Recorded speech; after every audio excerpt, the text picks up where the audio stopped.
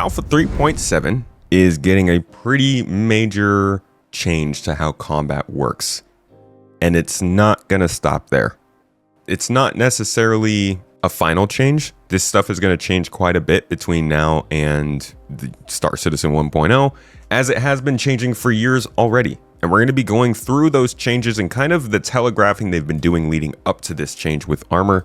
But first, we're going to talk about what they actually are. So the big changes that are coming are, there's a lot of stuff going on in engineering. Actually, 4.7 itself is pretty big, but we've covered a lot of this. So I'm just going to touch on this real quick. They have introduced a new armor balance. So there's now a minimum damage threshold for projectiles penetrating vehicle armor.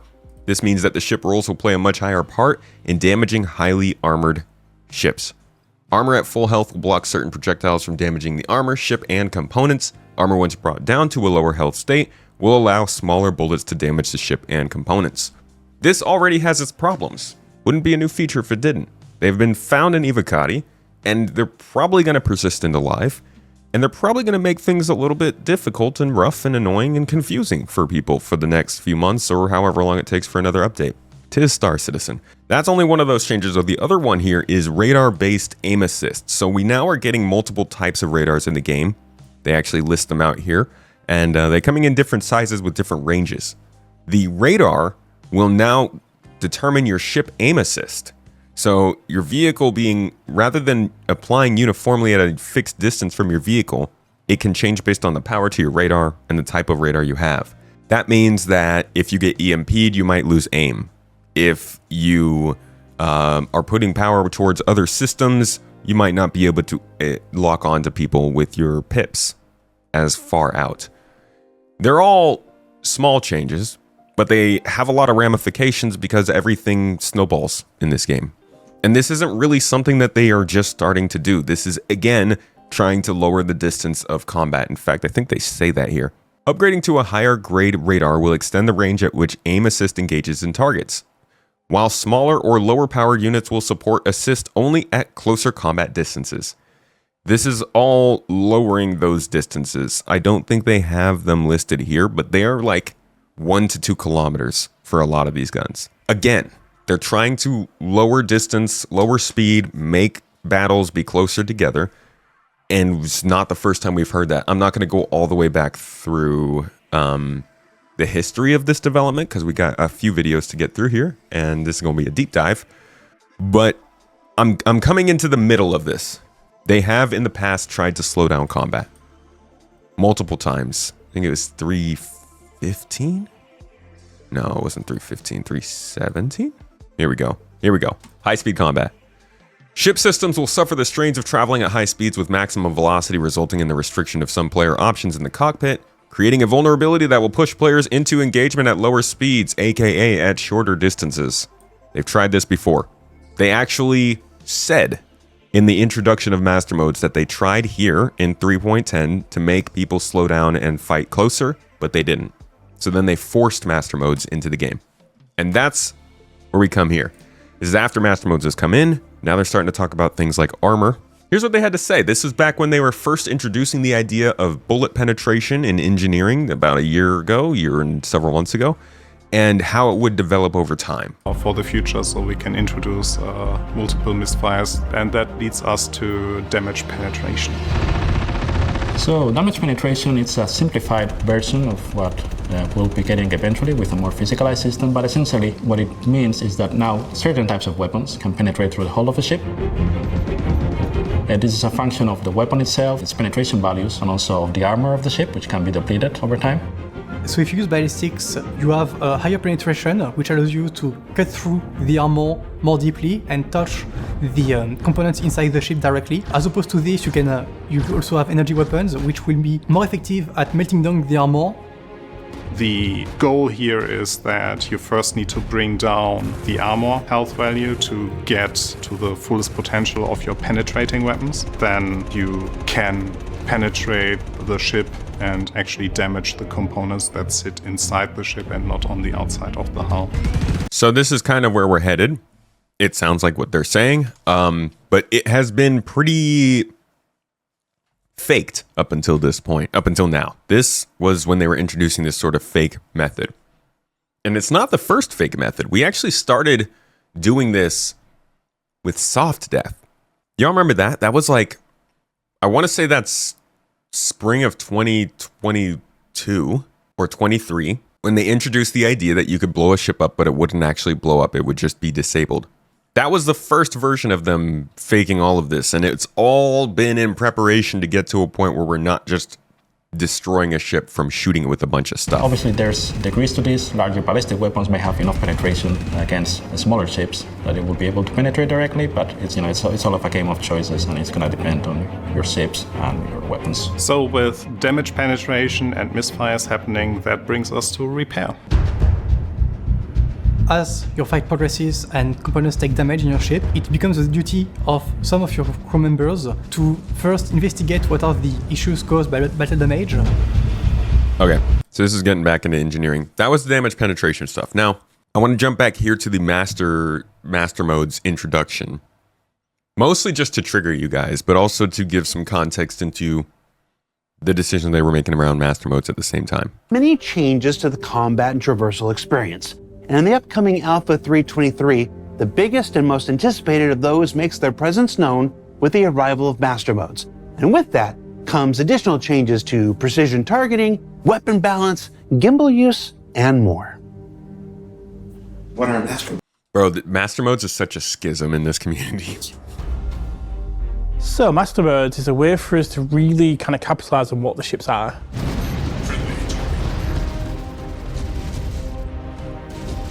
Basically, master modes are a new game feature that change all the combat experience inside the game. So you'll have a mode for fighting in and a mode for flying from place to place then. A rework of the flight and combat system to essentially try and solve a lot of the problems that players have had with the flight experience. You can decide if you want to be in full combat mode, or you're just in transit, or you want to get out of a situation as quick as possible. Check fire. Master mode is the thing that makes ship combat exciting and making sure that the ships that you have in the game perform in the roles that we have envisioned for them.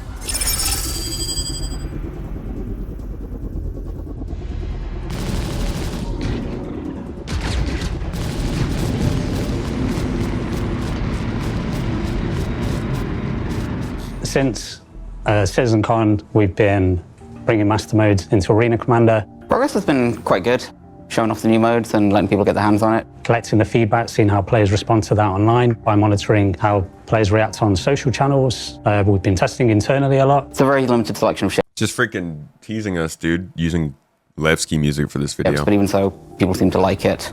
So we've taken that feedback and carried on making progress and adapting it all to the rest of the ships as well. We've been... This is the part where all the backers were like, wait, what feedback was that?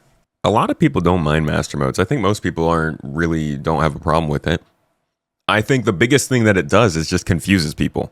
Like if it was explained in the game better to folks, then it wouldn't be all that big a problem. But combining the fact that it's not explained, it seems kind of useless when you realize that there are other modes that you can still switch into, even if you're staying in one master mode. And also just the fact that like people were so used to playing in another way before this happened. Not a good recipe. So this was the introduction to master modes, and you can hear how they're talking about it. This was 2 years ago now. And the master modes came in last year, it came in later that year. Caused chaos for a lot of people. Made a schism in the combat community. Has basically made conversation around combat change for years to the point where we're trying to now get... I wouldn't say master modes made the change. It was more one step in the direction of creating more nuance and complication in a combat system that is not just about who can get the target on faster and who can move their ship around faster, but things like armor, like E-War, positioning, how much power does your ship have? All that kind of stuff hasn't been super useful because the light fighter meta has always been the case of people use to get to do better, to get more a leg up on their opponents. You know, it's a turning game. But as we see things like engineering coming in that's starting to emphasize power, we're going to start to see armor come in that emphasizes the armor choices you make. Things things start to get more complex, and that could be good or bad depending on who you are. But this is them talking a little bit about the side of things that still doesn't get touched on, which is turrets. And I'm hoping that they do get around to this at some point. But this is a little bit of a hole in the whole strategy they still haven't gotten on that I wanted to bring up before we got around to Richard Tyrer kind of explaining the future of combat and the process we're going through right now. We are working on the kind of general turret experience and how kind of powerful the turrets are as well. And we made some changes. Was it last release? Yeah. In general, like with the engineering so we buffed them up. We buffed the ammo, we buffed maybe some regenerates for specific ship as well. So. Yeah. But there's there's this other thing, like the thing that we're currently lacking is effective medium range weaponry. Right now, because a turret that fires projectile, just like it's just the normal gun projectile. This is a gun projectile. The thing is, like, we don't want to twist like the projectile after we launched it, right? So what we need is like some medium range weaponry. We have a plan for this. Like, we would like to try out flak at some point, but it's not ready for multiplayer yet. But it can range so it can be effective beyond the range where normal gun turrets are effective. I mean, I guess the question comes mostly from, I have this large ship and I'm getting shot at by fighters which keep their distance. But the other thing is, like, coming to more like Torsten's work concerning like the armor system and so on. There's also the question of, like, if smaller ships will actually be a danger for larger ships, because we are going to have like penetration parameters on the bullets, and we're going to have armor and so on. So a lot of these weapons that people use at the moment to damage larger ships, they might not be able to damage them in the future. It's like if you have a pistol and shoot at a tank. They're telegraphing it. Well, okay, right? So if the ships want to do actual damage on the ships, they probably need to get so close in the future that they can destroy precisely the subsystems. But that's like, this is a little bit outside of like... We're going to get to that in the next video. That's actually a really big topic going forward. That, of course, provides more utility to some of these heavy fighters or stuff that are designed to take on the larger ships. Yeah. Stuff like that, like the Ares, which exactly. Stuff like that. So we went over that last week with the Ares and all that stuff, but now I want to look at, this is Richard Tyrer, the person who's actually in charge of Star Citizen getting done. Obviously, Chris Roberts is the CEO. It's his ideas, it's his vision. He sends it to them. Rich is kind of the person who is sort of translating that down into what the devs are actually doing. So his ability to understand where this is going is important for the game actually to find its way there. I'm gonna let you guys listen here into what he's saying with John Crew, who is the vehicle director, I believe, how they were talking about this topic at the beginning of last year. Intergalactic aerospace. The end of 2024. And your guide to the future of spacecraft and vehicles in the verse. Today's topic, Capital Combat, with Rich Tyrer, John Crew and Jared Huckabee. Stay tuned, it's the IAE show and it starts right now. All right, gentlemen, thank you for coming back. We're here for part 2 of our discussion on the life of spaceships in Star Citizen. I want to follow up on something, Rich, that you kind of hinted at in part 1.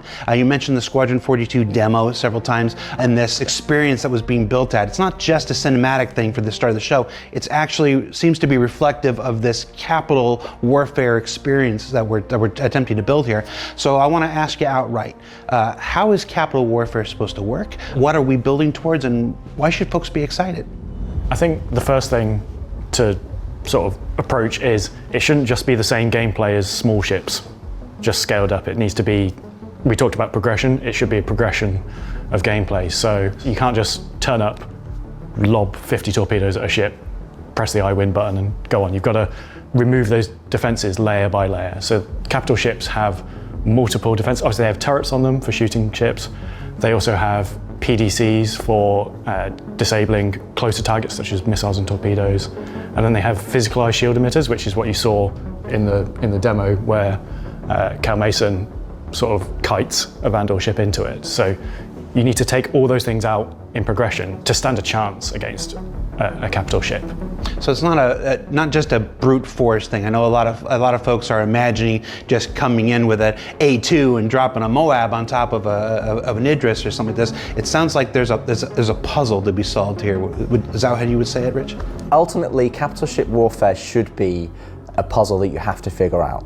If you actually watch that cinematic for the Squadron demo, you'll notice that one of the lines is, "Hey Cal, I don't think your weapons are large enough to be able to take out that shield emitter, or that shield Jenny, as they say." And he says, "You may be right." And yeah, it's like built into the lore, which is funny because even now, it sounds like they're still saying that small weapons can damage big ships as long as you take the armor down. So we'll see where that goes in the PU. that is actually true. You shouldn't be able to turn up with small ships and small caliber weapons against a huge capital ship. And it's what we touched on in part 1 in terms of the physicalized nature of the damage. If I fire a small caliber pistol at tank, it's not going to do much. Didn't somebody literally just, or that might have been him. The reason why we have like an Ares or a Retaliator is to allow you to soften up the capital ship shield so that you can actually then get access to the shield emitters and the PDCs and the weapons that are actually keeping your fighters away. And the way that the shield faces work is that they're underpinned by physicalized shield emitters, which are then connected to the core shield generator, or in large capital ships might have multiple shield generators. So ultimately, your first foray should be like, okay, which shield face are we going to try and soften up and dampen to weaken it, to be able to then send in our a squad of fighters to be able to target certain shield emitters, another squad to be able to target the PDCs, or in case if you're taking a much larger ship, like a Javelin size, which will have flax. What do you guys think in terms of capital ship movement during a fight? The way that it's talked about really feels like that sort of battle over Coruscant Star Wars Episode 3 battle where all the capital ships are like very still. You know, you can see all of them sitting in the battlefield. They don't really feel like they're moving when you're in the small ships flying around them, taking shots at each other and all this stuff. But in Star Citizen, you get a capital ship, dude, and these things are like flipping and they're doing all the Chris Roberts hand moves, you know? Like, what should it be in your guys' mind? Yeah, also in Squadron 42, the way that they do their capital ship battles is just entirely different from how we do in the PU. They want to be all this kind of stuff, right? Ships are out here in their groups, in their battle groups. Small ships are flying around and doing all this stuff, but the big ships are still like pretty slowly moving around the battlefield. It shifts over time. But this is not how battles are going to play out in Star Citizen, I think. I mean, it might, you know, if we got two very, very strategic people with a lot of restraint, it might be a little bit dangerous for them to look at all this in Squadron and be like, we want that in Star Citizen. Let's make that happen. It just might not be possible. Dude, in these situations, they kind of act as space stations. Like, look at how far they are into the battle, and all these ships are pretty much in the same spot. Dude, if this was a player battle, stuff would be everywhere. So you'll have to basically figure out, okay, this group or this squadron will take on this squadron will take on this, and this is where the hologlobe comes in terms of you're the admiral of the fleet. You're going, okay, right, I'm assigning you this target, and then if you're a fighter, you're going to then receive markers. And then obviously you're going to be connected to be able to say, okay, go now, I want you to attack now, because you need to have a coordinated alpha strike. If you just drip feed your damage over time, the capital ship will just be able to absorb it. So this is where you need to be able to go, okay, what's my tactics, what's my high level strategy? And then once you've taken out the PDCs and you've taken down a shield phase, that's when you've got essentially two options. One option will be to board, so you'll be able to then use our hacking gameplay, and then obviously you'll have to fight your way through to the bridge to be able to take over it. Or the other side is then you just, you know, if your mission is to just destroy this ship, if you've taken down those layers of defenses like John says, that's where you then send in the torpedoes. So capital ship gameplay. That's not how it works. And they've explained this, but it's so hard to keep it in mind, you know, when things change and you're like, well, this doesn't seem like it's leading us towards that goal. Are you still shooting for that, or are you doing something different now? I do think that like they're still very much hooked on this idea of when you finish a fight, you're either very purposefully determining the death of that ship, which should be a ton of fees and repercussions and the teacher hits you with a ruler and all that stuff. Or you board it, which is like the coolest thing ever. I want to board a spaceship, please. Your mission is to just destroy this ship. If you've taken down those layers of defenses, like John says, that's where you then send in the torpedoes. So capital ship gameplay is, again, planned to utilize all the different roles of the different ships that we've made over the years, and it should be a significant challenge to be able to take out one of those larger ships. Let's paint a picture here. What's one capital engagement supposed to be? Well, let's just use save the Idris event, if you want to go through. Yeah, so realistically, when you're coming up to it, first thing you should be doing is scanning it so you know what you're going up against. You want to do a scan on it to work out where are its shield emitters, so then you can then plan, like we want to take the right-hand side shield emitter down. So we'll mark that as a target, give it to that group.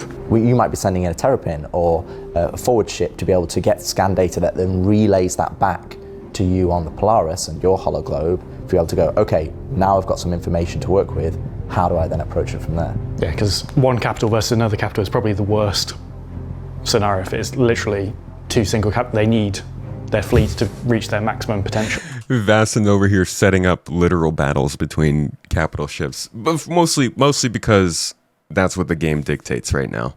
But it is funny that they say stuff like this, and we're like at this stage in Star Citizen's combat where it's like, well, that's what we do. Guys, this could be how we get to the point where a scout, no, they're just talking about pips. Okay, if they're only talking about pips for auto aim right now in terms of the radar situation, then it might not be that big a deal. But if the radar is getting restricted more in terms of distance, then this could be a really good way for them to give us the ability to share targets. To have a scout ship that goes out ahead, say 5 kilometers, 10 kilometers, however far ahead you need to go, and can actually get the targeting solutions on ships, and their ability to target that ship can actually let your sniper out there with their torpedoes also acquire that target. So you can kind of share the solution. I hope they go that direction with what they're doing with the radar right now, because that could be a really cool gameplay. So you should be bringing these support ships with you. So yeah, you've scanned it, you've identified your point where you're going to be attacking, you assign a group of fighters from your ship or from your fleet, take away their fighters, try and attack their turrets, and then you run another group to sort of bring down those shield emitters. The majority of them will be under the skin, so you need to scan to find their locations and then target them specifically. Using ADS. Damage penetration. Or precision targeting, as we should say. So again, things like...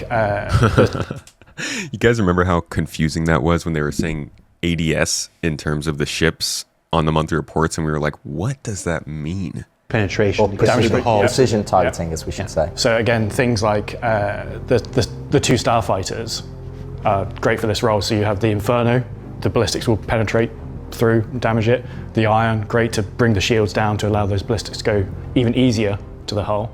You've got to take out the PDCs as well. Yep, PDCs as well. So the PDCs won't just attack missiles and torpedoes, they will also attack other small objects. And so we need to make sure that you've created a safe zone or an entryway and you're punched through those defenses, and then you've got your options of either boarding or destruction, depending on what your objective is. Sounds like something ideal for a light fighter, just taking down the PDCs. Absolutely. It really does sound like you're fighting much bigger ships. The way that they talk about it here, it sounds like you're fighting like multiple kilometer-long ships where you can punch a hole through the ship's defense in the first segment of the ship because the turrets in the back can't still see you. But if I'm punching a hole into the back of the Idris in its defenses and turrets and shields and all that stuff, I'm still getting hit by the PDCs on the other side of it. They're not that big. But maybe with the Javelin and the Bengal, it'll be different. Like light fighter, heavy fighter, but you won't just be able to penetrate the shields on a capital ship because they'd be so heavy. So you'll need to use relevant weapon rate. That's where really the capital ship main weapons come in, because they're the ones that are actually doing the main damage on the shields to be able to soften it up, to allow their fighters and support ships. You can't just roll up and just try and out DPS it. I mean, you can, but it's you're rolling the dice. You know, is my ship, capital ship, going to be better than your capital ship? Am I going to be able to maneuver it well? Because that's the one thing to discuss about shield emitters. Right now, you have a shield generator that kind of creates a bubble, and we say, okay, this is this face, right face, left wing. And if you look at the wing, if you shoot the wing from the front and it hits the front of the wing, we just automatically work out like, okay, is that the front face or is that the left face? And for the player, that's not super obvious. So you want to be in understanding like, okay, well, the shield actually hugs the ship. So we need to know, well, actually that's the left face. So you as a player can go, right, that's what we're targeting, that's what we need to bring down. Because otherwise these shield generators are so powerful on capital ships, they'll just be coming back. And throughout all of that, we've sort of assumed that the target ship is just sat there.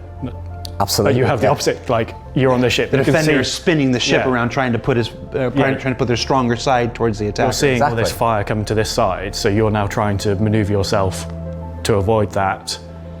Counter players, they're trying to take out your thrusters to stop you maneuvering, so it is a big puzzle. So shields down, PDC is cleared. And that's where this can go from a ship versus ship to a combined arms. Absolutely. Thing, which is really what's most exciting to me. This idea that you now have to send troops over to breach, and board the ship. Man. Yeah, and also you might have to. I feel like that was my dream when I used to play Battlefront, when the first Battlefronts came out in the 2000s, and you'd get to go and board a spaceship because you were in the space battle, but then you'd have to load into a different match to go and fight on the ground in the planet below. I always imagined basically what they did with Theaters of War, where you could be on the ground, but you could fly up and go and board a spaceship and fight with people. Man. As much as I love Star Citizen, I'm very, very hopeful that they give us that in Arena Commander. Because I love putting together fun things to do in the PU, and the sandbox is so cool, and there's a lot of fun to be had, but I'm not as big a fan at dying in the PU as I am in Arena Commander, just because like there's so many complications that come with it, and I want a quick reset. How cool would it be to just be able to run multiple rounds of a planet to space combined arms battle with you and 80 other friends? I really hope they buff the number of people in Arena Commander and start giving us some modes like that, or at least the ability to build our own modes like that. Defend against being boarded. So if you're going up against another player and they've got a Polaris and you've got a Polaris, or when we add the Idris into the game and you're coming up, then you're going to have different mixes of gameplay when you're fighting over whether it's resources, station warfare, all the things that we've discussed previously. We've not really got to end game yet. We're still really at mid game. End game is fleet battles and being able to utilize these large ships, and then that comes back to TTD if you do lose, or you need salvage, or you need repair, or you need to rescue the people that are still on the ship. These types of battles, these types of combat add and are underpinned by so much more gameplay than what we've just discussed today. And I think that's where it starts to connect the loops. Honestly, I think that's the most telling thing, and really where I'm going to probably finish up this. There's a lot we still don't know. There are a lot of features that need to come in to make combat work correctly, to make the game balance correctly, and we're only just touching it with these first armor changes and these additions to like radar.